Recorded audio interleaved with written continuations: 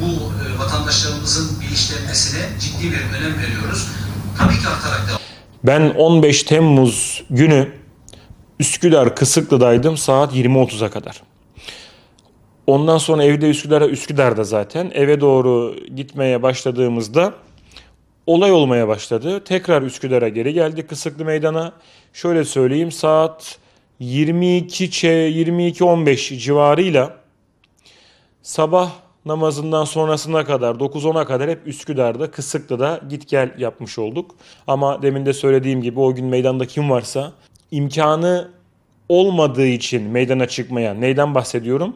Kendi bulunduğu merkezde, ilçede böyle bir meydana çıkacak durum olmadığı için çıkmayan ama zihnen düşüncesi vatan, millet, mukaddesat, ezan aşkıyla yanan kim varsa zaten inanıyorum ki bu sevaba nail olmuşlardır diye düşünüyorum.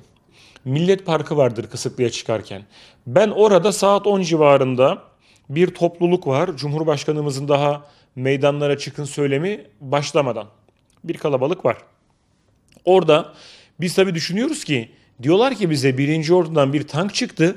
Cumhurbaşkanımızın ikametine doğru ilerliyor.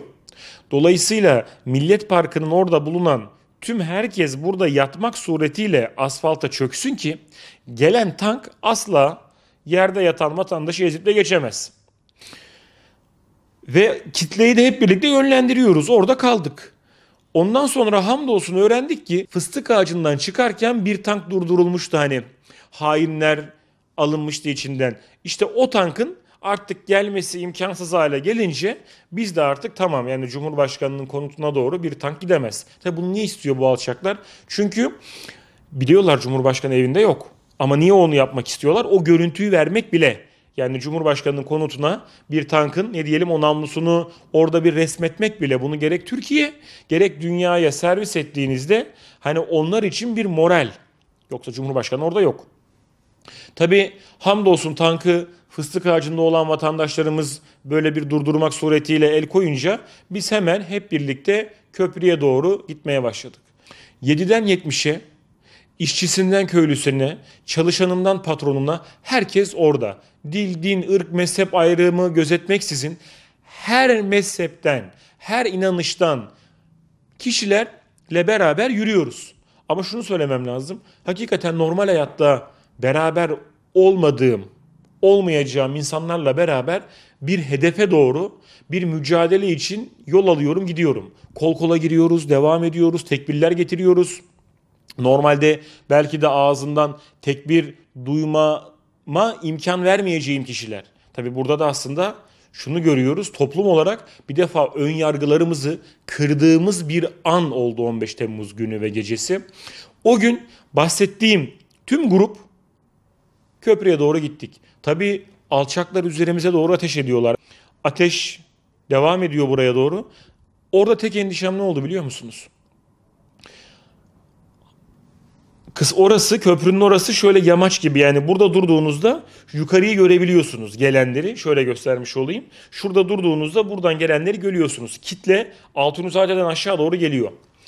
Tek korkum, endişem kalabalık güruh aşağı doğru geliyor köprüye doğru ama orada vurulanlar ya arabalara taşıyoruz ya bir tane o da şehit oldu kardeşimiz motosiklete koyuyoruz. Tabi o an öldü mü ölmedi mi bilmiyoruz. Taşıyoruz.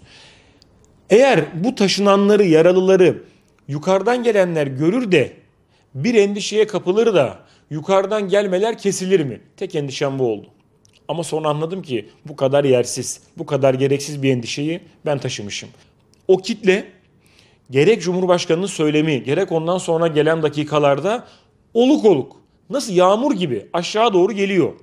Ve nihayetinde sabaha doğru zaten orada çözülme başlamış oldu. Öncelikle derneğimizin amacını söyleyeyim. Niye kuruldu bu dernek? Birinci amacı malum hain darbe girişimini milli hafızada canlı tutmak, gelecek nesillere aktarmak.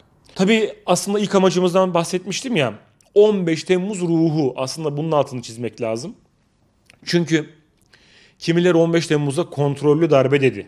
Kimisi 251 kişinin katili alçakça devlet dedi. Devlet dedi. Yani bu insanlar neyi hedefliyor? Aslında bu insanlar 15 Temmuz'un aktörlerinin yapamadığını onların o zihnin yanaşması olarak yapmaya çalışıyorlar.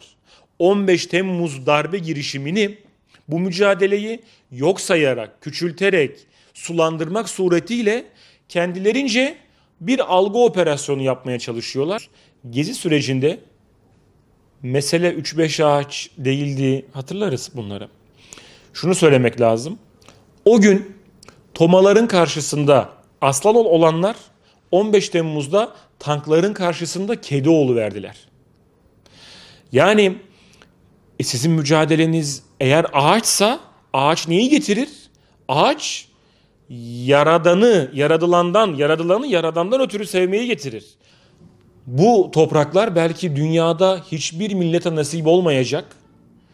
Şairlerin yazmakla, ressamların çizmekle, seyyahların gezmekle, anlatmakla ifade edemeyeceği kahramanlık destanına şahitlik etti.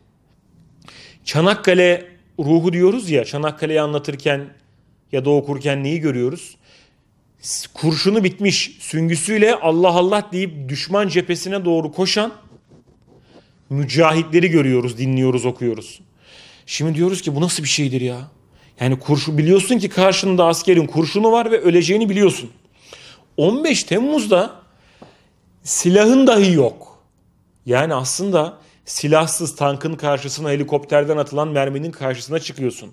Sen bilmem ne silahının karşısındasın. Şimdi şunu görmüş oluyoruz burada. Aslında tarihimizle bu manada biz buluştuk, kucaklaştık. Bu işi yapan, planlayan, o gün orada bu işlerinde silahını alan kim varsa en ağır cezaları aldı. Burada bir şüphemiz yok. Biz bundan sonra verilecek kararlarda da aynı şekilde en ağır cezaları almalarını bekliyoruz. Bunu şehit aileleri de gazilerimizle bekliyoruz.